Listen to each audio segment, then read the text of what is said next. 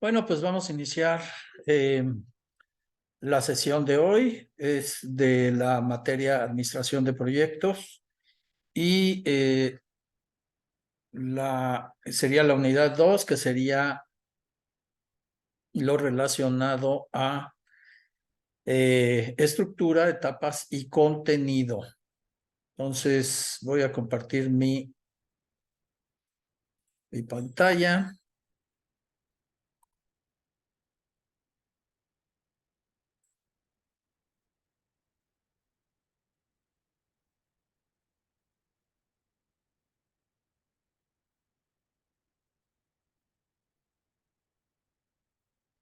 Ok. Bueno, entonces iniciamos. Bueno, habría que ver las implicaciones y el riesgo, ¿no? Entonces, para ello, vamos a ver el impacto que tienen los riesgos. Ahora, algo que es muy importante es que los riesgos son eventos que se pueden presentar en un futuro, pero obviamente aquí existe la incertidumbre. La incertidumbre tiene que ver con la probabilidad de que se materialicen los riesgos o que no. Entonces, vamos a ver de dónde vienen los riesgos, el análisis cualitativo y cuantitativo. Hay una forma de darle un tratamiento a los riesgos, lo vamos a ver, y por otro lado, pues está la parte del control y supervisión de los riesgos. ¿Ok? Bueno, esta información de todas maneras la pueden encontrar en los materiales de la unidad. Es muy importante que los lean con cuidado. Si tienen dudas, pues me puede preguntar en el foro de dudas o también a través de el mail. Entonces, primero que nada, pues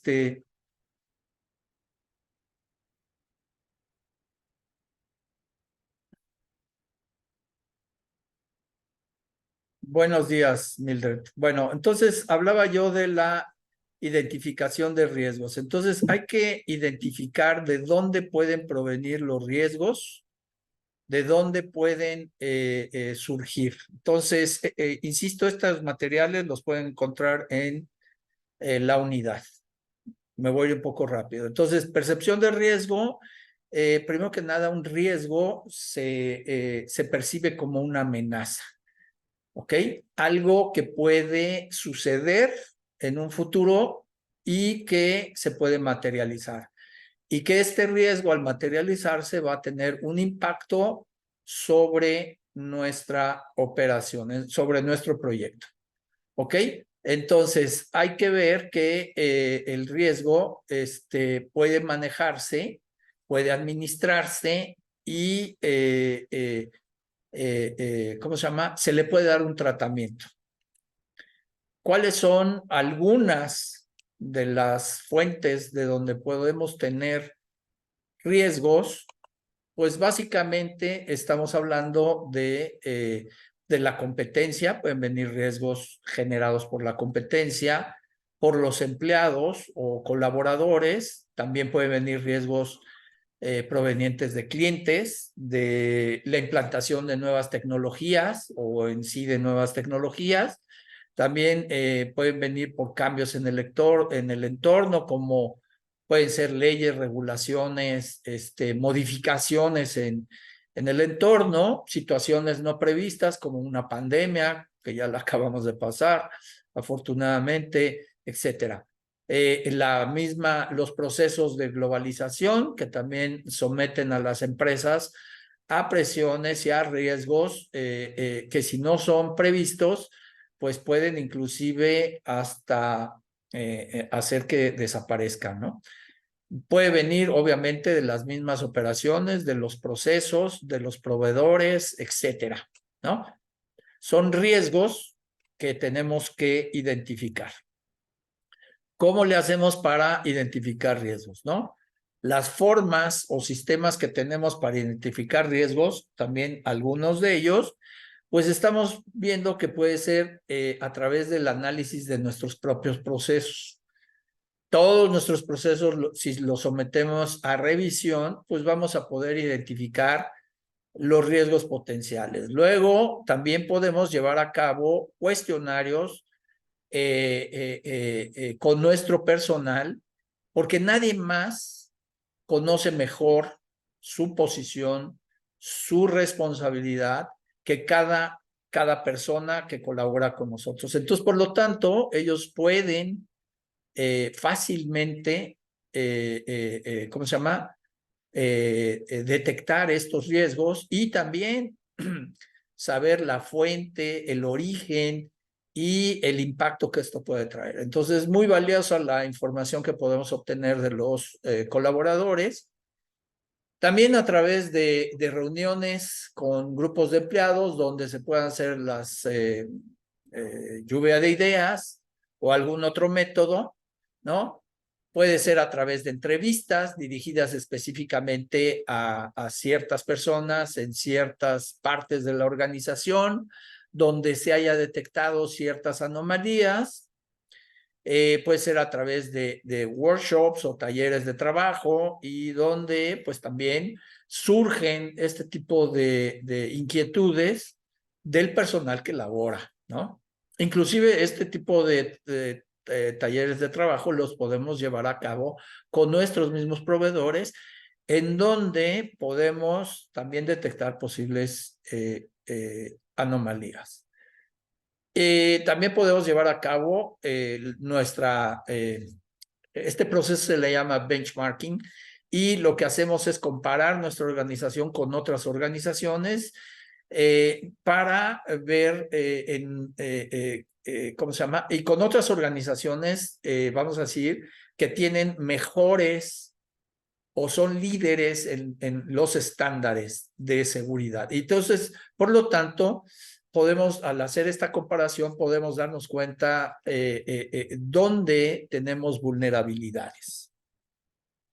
Muy bien, entonces, clasificación de riesgos, pues pueden venir del sector, pueden venir de aspectos financieros, de los competidores, de nuestros proveedores, también de los clientes, ya lo mencionamos. Puede haber riesgos operativos, que son específicamente los provenientes de de nuestros procesos y de nuestro personal, nuestras herramientas, nuestro equipo, etcétera.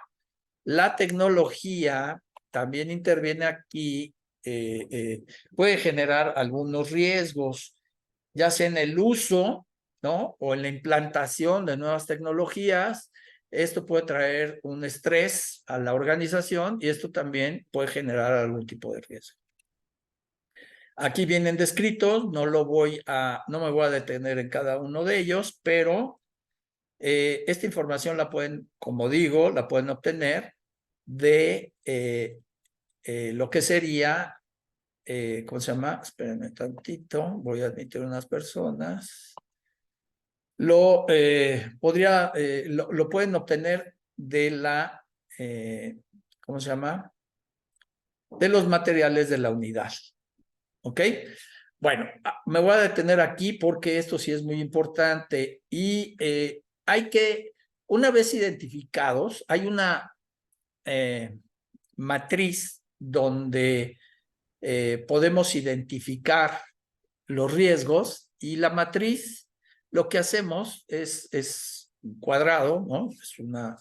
Es como una cuadrado donde lo dividimos por cuadrantes. Entonces podemos tener los de alto y bajo impacto y los de probabilidad alta y baja probabilidad, ¿no? Entonces, de esa manera podemos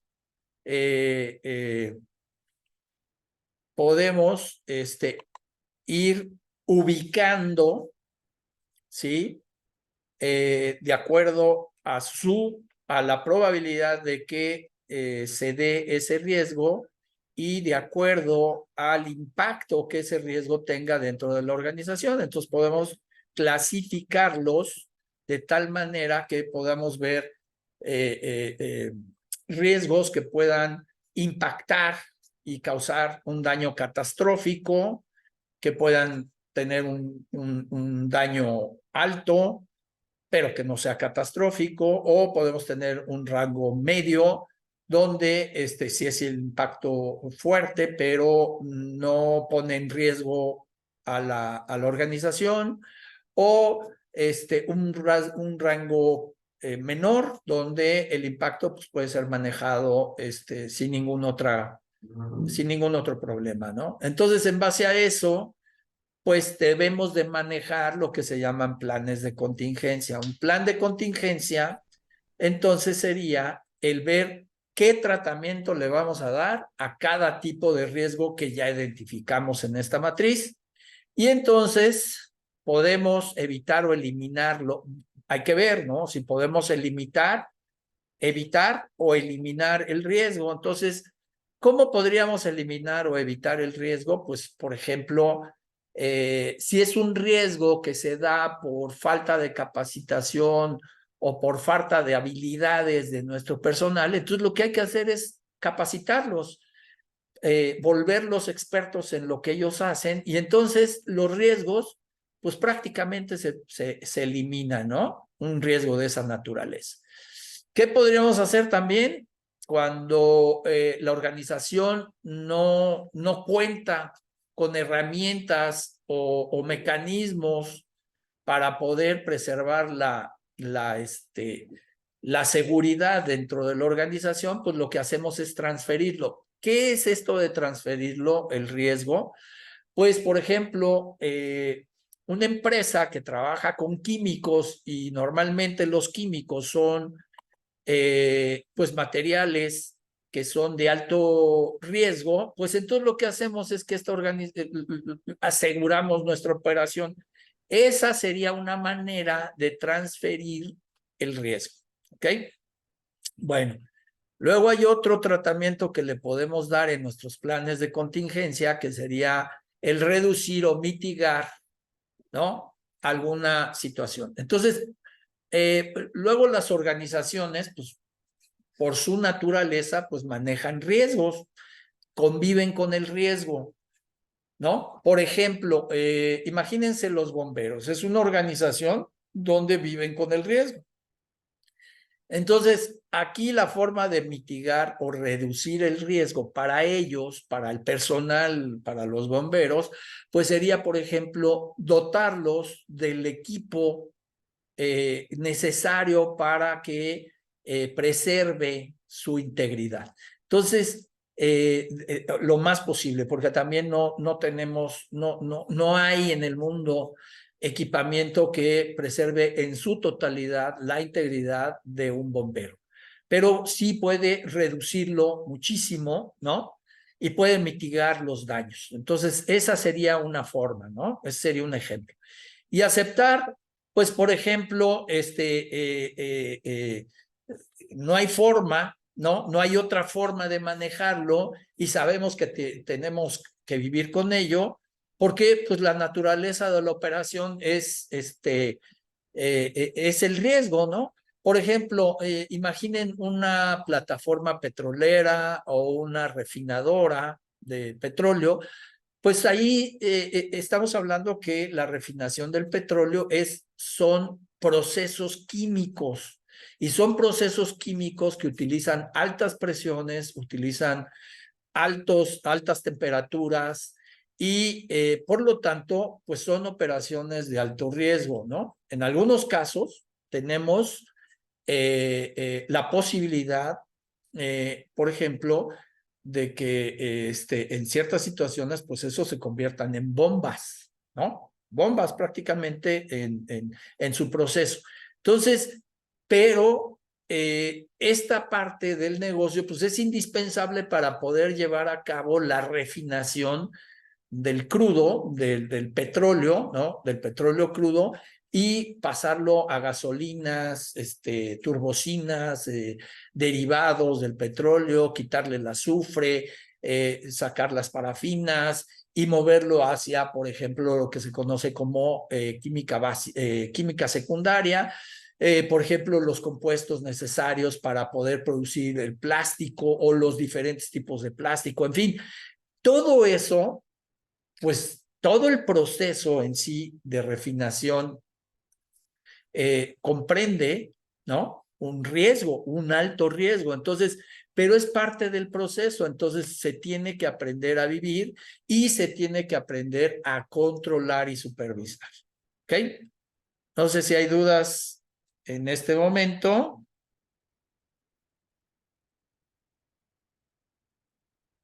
¿No? ¿Sí? ¿No? No, ninguna. No, profesor. Ok. Bueno, sigamos adelante. Entonces, hay una jerarquía de control de riesgos que sería la eliminación, ¿no?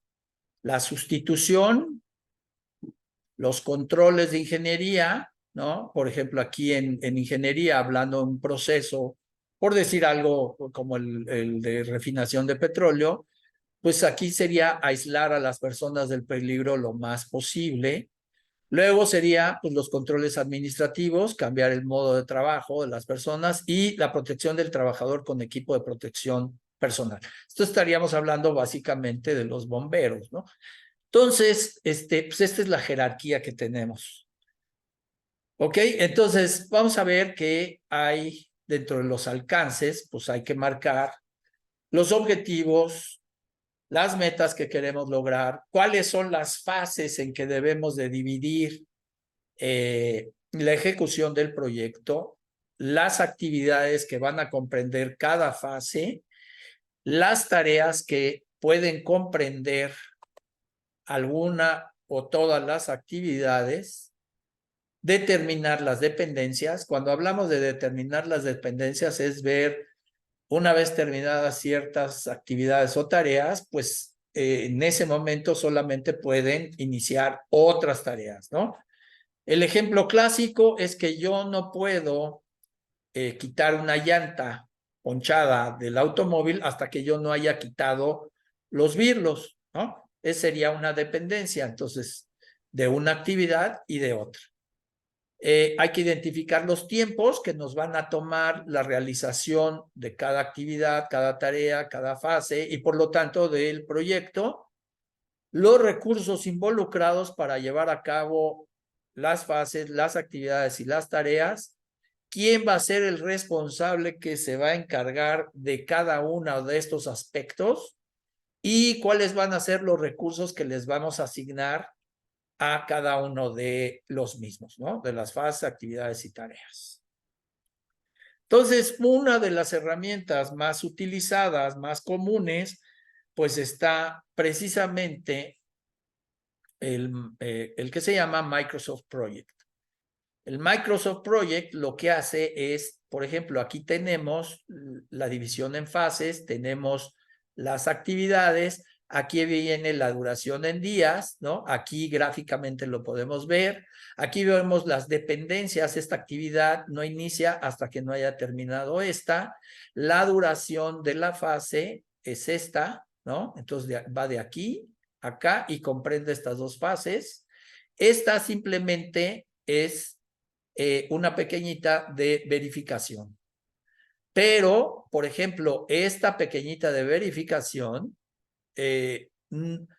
tiene que ver sus precedentes, sus subsecuentes son estas actividades que no pueden iniciar hasta que no haya terminado esto. Aquí lo vemos. Podemos tener, por ejemplo, en esta otra fase, pues tenemos quién es el responsable, ¿no? La duración, aquí lo podemos ver la duración. En este caso está dividido por semanas y también por meses, ¿no? De cuándo va a cuándo va. Y de esa manera, pues podemos tener la administración del proyecto. En algunos otros casos, los diagramas también pueden llevar, por ejemplo, el nivel que tiene de completamiento, no sé si se diga así, qué nivel se ha realizado de esa tarea y cuánto se ha completado, ¿no? De cada una de las tareas, entonces se va rellenando la barra y me va indicando qué porcentaje tengo ya completado. ¿no? Y esto me da un indicador para saber cuánto me falta, en qué fase voy y compararlo contra lo planeado.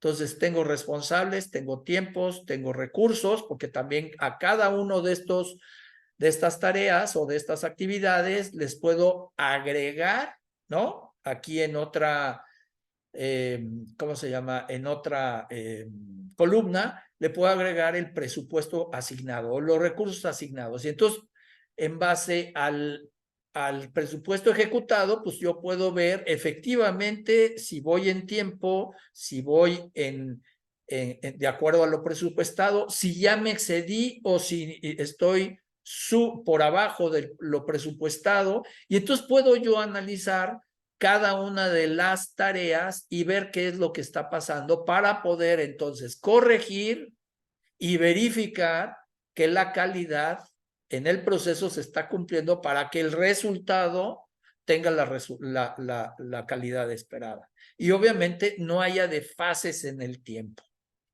Que eso me lleva, si hay desfases en el tiempo o incrementos en los tiempos de las actividades, entonces eso me va a impactar o me va a repercutir en los costos del proyecto. ¿Ok? Bueno. Entonces aquí hay otro, ¿no? Otro ejemplo, pero básicamente es lo mismo que les dije. Entonces, ¿qué estructura del contenido de los proyectos tenemos? Pues tenemos el inicio, la metodología de planeación del proyecto, la ejecución, o sea, la ejecución corresponde a lo que planeamos, ¿no? Vamos a llevar a cabo las actividades y las tareas de acuerdo a lo planeado. Durante la ejecución vamos a llevar el proceso de supervisión y control y al final, una vez que hayamos terminado el proyecto, vamos a llevar a cabo el proceso de cierre. Durante todo este proceso, ¿no? Durante todas estas fases de la estructura de proyectos, vamos a tener que ir documentando. Entonces, para cada una de estos momentos vamos a tener que documentar qué es lo que se está haciendo. Entonces, ¿por qué? Porque tenemos que darle cuentas a muchas personas, ¿no?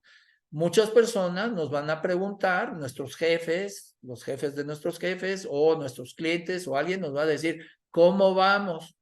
Y nosotros tenemos que ser tan específicos y detallados para que no quede lugar a dudas de que llevamos una buena ejecución en el proyecto. Y eso se hace a través de la documentación. Bueno, entonces hay que determinar, por ejemplo, en la fase de planeación y inicio, determinar los requisitos del cliente. Tenemos que ver qué es lo que quiere el cliente, con qué calidad, cuáles son las especificaciones, cuáles son las condiciones, cuáles son las restricciones, etcétera. Luego de aquí debemos de determinar las necesidades y estrategias. ¿Cuál sería la mejor forma de realizar lo que nos está solicitando el cliente con todos estos aspectos que acabo de mencionar? Luego hay que definir los objetivos del proyecto, ¿no? ¿Qué es lo que queremos alcanzar? Y debemos de ser muy claros en los objetivos del proyecto. Hay que dividirlo, las tareas o las actividades, o más bien el proyecto, en fases, actividades y tareas. Elaborar, obviamente, el programa de trabajo. ¿Qué es el programa de trabajo? Lo que ya les enseñé sería un programa de trabajo donde estamos dividiendo por fase. Aquí nada más hay actividades, pero estas mismas actividades pueden ser un poco más complejas, entonces hay que dividirlas en tareas, ¿no? Y llevar a cabo todo lo que ya mencioné como asignación de presupuesto, asignación del tiempo, de responsables, de inicio, de fin, de la secuencia de actividades, quiénes son subsecuentes, quiénes son precedentes, o sea, lo que se llama la dependencia. ¿Ok? Y luego estaría el elaborar la planeación, eso está incorrecto, en México decimos planeación, del control y la revisión. Y reprogramación de estas actividades, de este programa, en dado caso que se necesita. ¿Cuándo se necesita? Pues cuando por conveniencia del proyecto o por conveniencia, vamos a decir, del cliente que dice, oigan, mejor necesito, me di cuenta que no había yo incluido ciertas cosas, necesito que por favor las incluyan. Bueno, a eso se le llama, son cambios al proyecto y debemos llevar a cabo un control de cambios. ¿Por qué es esto? Pues porque estos cambios pueden impactar en tiempo, en recursos y en dinero, ¿no? En monto, el proyecto. Entonces tenemos que documentarlos, ¿no? Nos vamos a, durante la fase de ejecución, nos vamos a ayudar, pues, de ciertas herramientas, ¿no? Como son diagramas de flujo, creo que todos los conocemos, hay diagramas de procesos, los voy a mencionar, hay hojas de control estadístico, ¿no? Muy utilizado en la industria, pero también nos sirve cuando entendemos su utilización en cualquier tipo de proceso. También están los gráficos de control, los diagramas de causa y efecto, que también se le llama diagrama Ishikawa. Están los diagramas de Gantt y el diagrama de PERT, ¿no? Vamos a verlos, al menos conocerlos. Este es un diagrama de flujo, ¿no? Donde hay un inicio y hay una opción, hay una finalización. Aquí está la finalización, perdón, aquí está el fin. Entonces hay un inicio y va recorriendo el proceso, ¿no? Hay puntos de conexión, hay decisiones, hay, ¿cómo se llama? Un loop, ¿no? O también puede ser retroalimentación, y entonces ocurre, si esto fluye bien, pues entonces sigue este camino, si no, entonces vuelve a entrar, en fin, hasta que llegamos al punto final. Esta sería una hoja de registro, ¿no? Y solamente se trata de registrar, por ejemplo, qué tipos podría ser de problemas, ¿no? En este caso, tenemos las observaciones, se inspeccionaron en todos los ítems, ¿no? Entonces, dice, son tipo de defectos, son rayones, incompleto, rajado, deformado, etc. Esto es seguramente un proceso de producción. Hay rayas superficiales, se hace un registro de cuántas, rajaduras, cuántas, incompleto, pues es el que más tiene, deforme u otros. Entonces, en total son 62 y por lo tanto el número de rechazados son 42. Entonces, por lo tanto, con esto sabemos exactamente qué cosas tenemos que arreglar primero. Entonces, debemos de arreglar lo incompleto y en segundo lugar, las rayas superficiales. Si sumamos estas dos, les garantizo que suma más del 80%. Entonces, si nos enfocamos en estas dos, en estos dos tipos de defecto, entonces vamos a ver solucionado más del 80% de la problemática.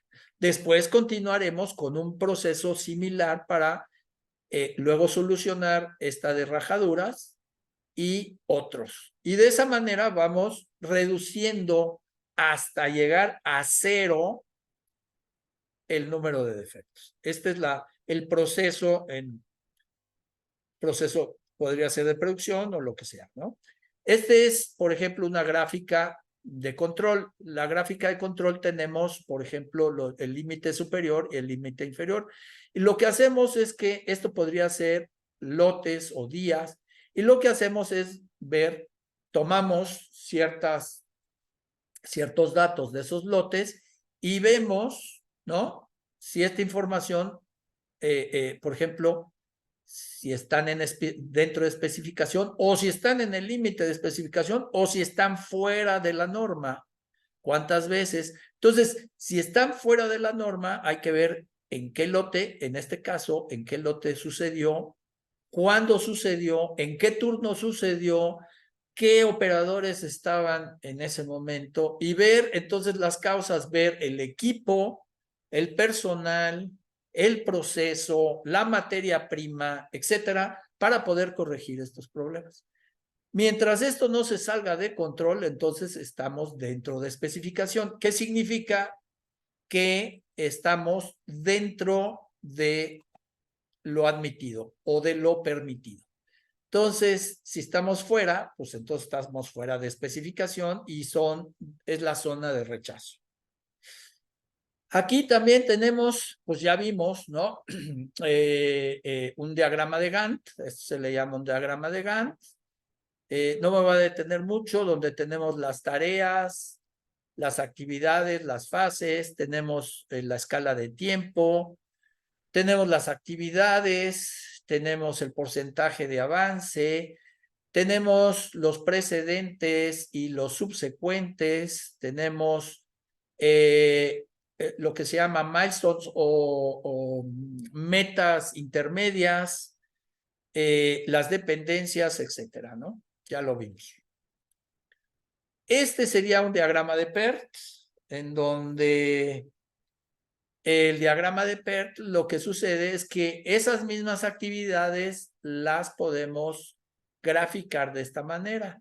Y este diagrama de PERT básicamente lo que significa, el modelado de este diagrama, me ayuda para identificar cuál va a ser la ruta crítica.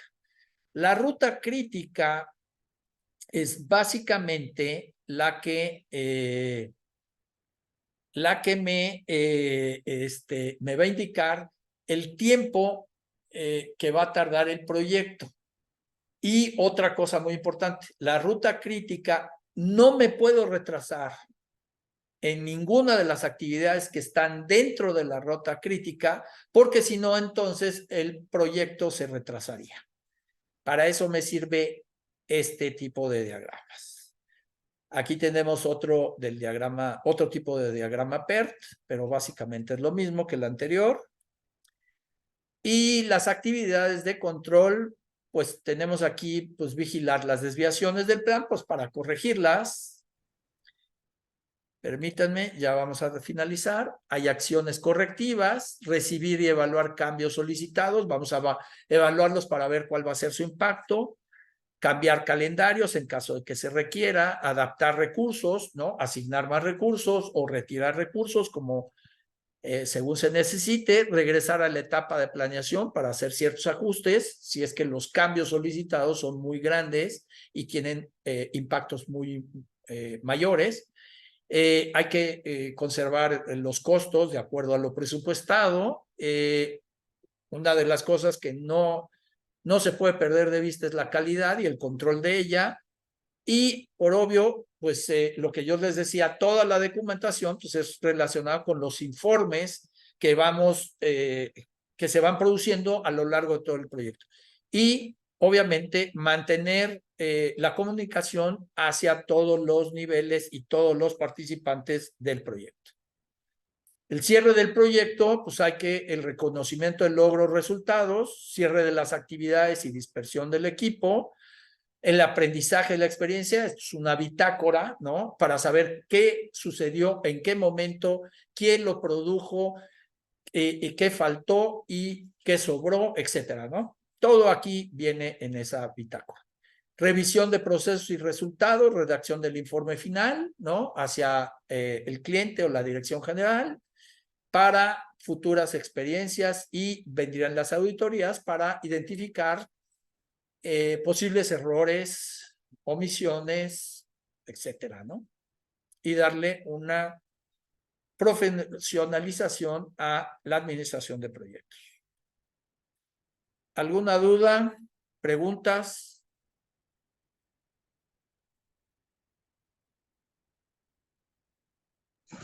No, profesor. Yo sí tengo una duda. A ver. En los documentos que ahorita enseñó sobre las gráficas y los esquemas, ese documento se tiene que hacer, o sea, todos esos se tienen que realizar para ver el error que tiene la empresa, o Así simplemente es. con solo, sí. Sí, o sea, me van a servir todos estos, por ejemplo, las hojas de control, diagrama de Ichikawa, todos estos me sirven para analizar qué está ocurriendo en mi operación. Yo entendí, yo pensé que era como opcional, o sea que, No, digamos, si esta me sirve más, pero entonces es se todo en utilizan general. todos y se utilizan Ah, combinados y en diferentes ya. momentos. Sí, claro. Y eso me ayuda a identificar problemas y me ayuda a, ¿cómo se llama? Mejorar la operación, me ayuda a evitar errores, etcétera. Es un proceso continuo que tengo que llevar a cabo durante el proceso de inspección que llevo a cabo en todos los procesos. Ajá. Ok.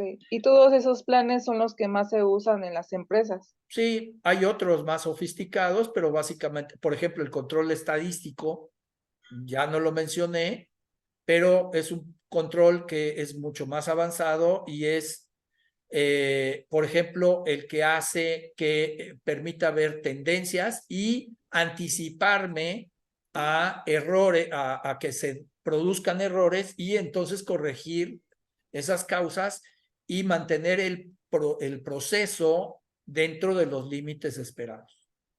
¿Correcto? Ah, ok, gracias. ¿Sí? ¿Alguien más tiene dudas, preguntas?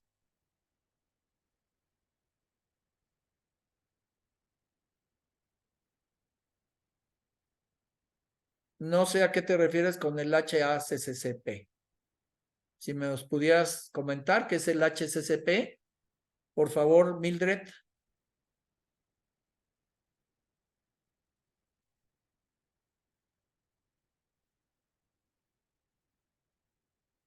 ¿Qué es el HACCP, Mildred? ¿Nos podrías comentar?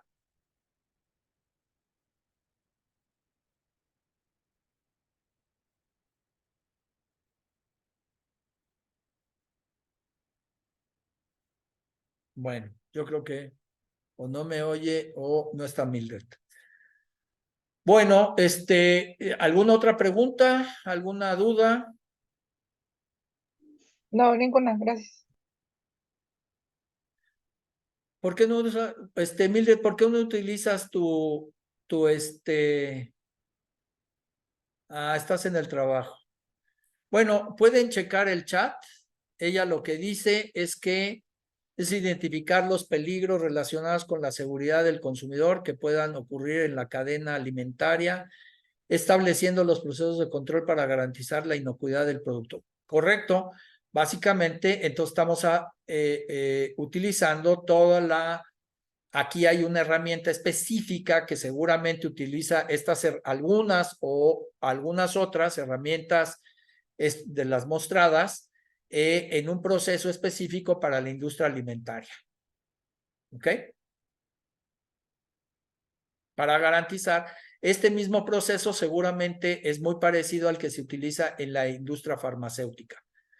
Todo lo que tiene que normalmente son muy parecidos los procesos que tienen que ver con productos que consumimos los humanos. Todos los demás tienen otro tipo de seguridad, pero estos son mucho más específicos. ¿Alguien más tiene algún comentario? ¿No? Bueno, entonces damos No, por terminada la sesión. Cuídense mucho. Tengan un buen grito. Nos vemos. muchísimas